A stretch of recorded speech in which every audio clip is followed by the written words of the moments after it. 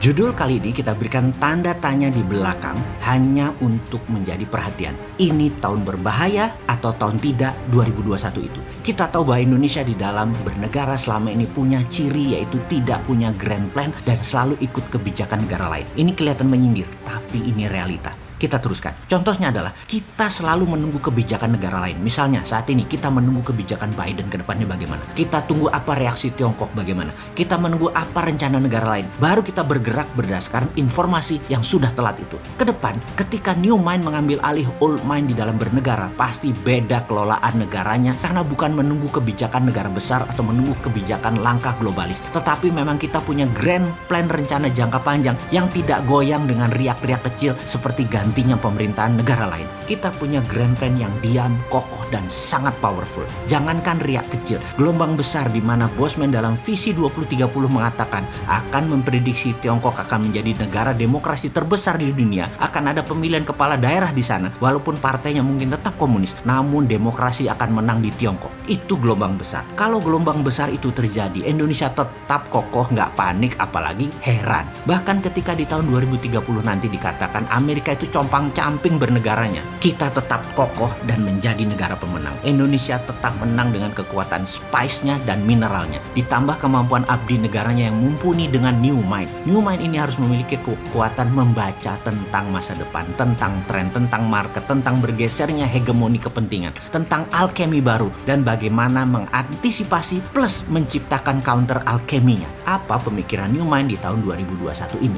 Kita review sebentar apa yang terjadi, melanjutkan peristiwa di tahun 2020 yaitu kondisi ekonomi yang 2 kuartal minus dan masih akan berlanjut minusnya karena imbas COVID. Masalah kesehatan dan politik luar negeri global akan sedang tidak begitu bersahabat. Plus gerakan ketidakstabilan juga ada seperti gerakan Tiongkok versus Partai Amerika pasca Trump di mana zaman Biden merupakan mendung yang terus menggayuti dunia. Efek BUMN-isasi di Indonesia mengubah peta arus uang di masyarakat dan akan mengalami puncak turmoilnya di tahun 2021 ini. Salah satu efeknya adalah pertumbuhan konsumen kelas menengah yang menjadi pilar kekuatan ekonomi domestik menurun. Tetapi kombinasi dengan the bad atau negatif tren tadi, situasi jangka pendek plus dengan the good atau tren globalis, struktural, dan jangka panjang. Globalis itu masih good. Inilah yang akan menghasilkan sebuah dinamika lingkungan bisnis yang menantang. Karena goods-nya milik globalis, bad-nya milik negara tidak berdaulat. Dan bagaimana kita memanfaatkannya dulu di awalnya milik globalis itu adalah seni menarik untuk kita keluar untuk menjadi negara berdaulat. Kita hanya mengingatkan,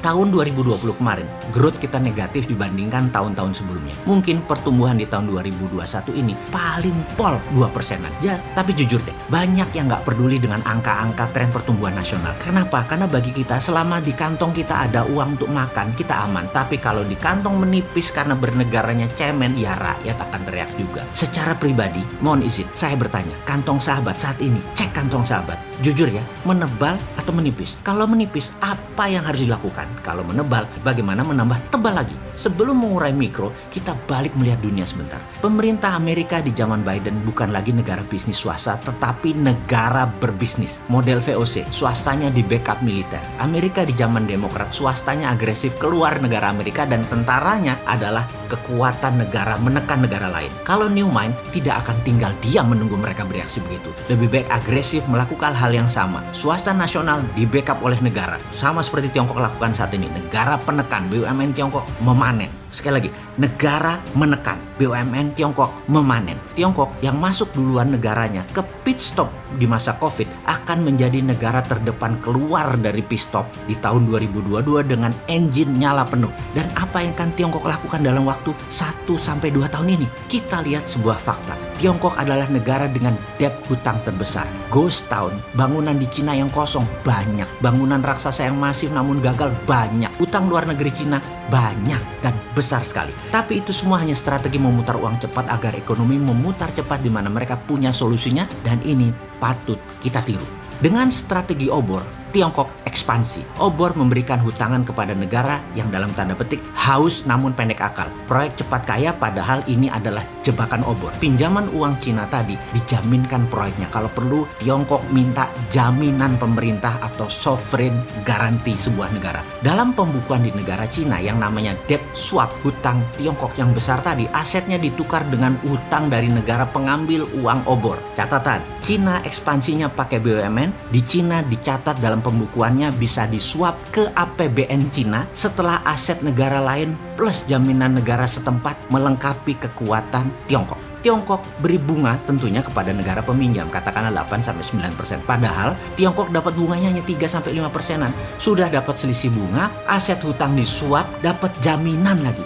Sempurna sekali cara mereka bernegara. Dan Indonesia terpesona, Bo. Diambil loh bullshit itu sama satu pejabat. Kita kena bunga tinggi, kena trap jebakan aset yang nanggung rakyat semesta hingga anak cucu. Dan pastinya 2022, 2033 akan kerasa banget karena cash flow kita menipis. Indonesia di masa ekonomi bust karena kebijakan tidak pro pengusaha sekarang menghadapi risiko besar di tahun 2021 ini. Kebijakan peningkatan pajak dan pemangkasan anggaran belanja Indonesia secara otomatis akan menimbulkan jurang fiskal atau fiscal cliff. Risiko besar dari kebijakan memangkas secara tajam defisit anggaran ini adalah akan terjadi kelangkaan peredaran uang di sepanjang tahun 2021.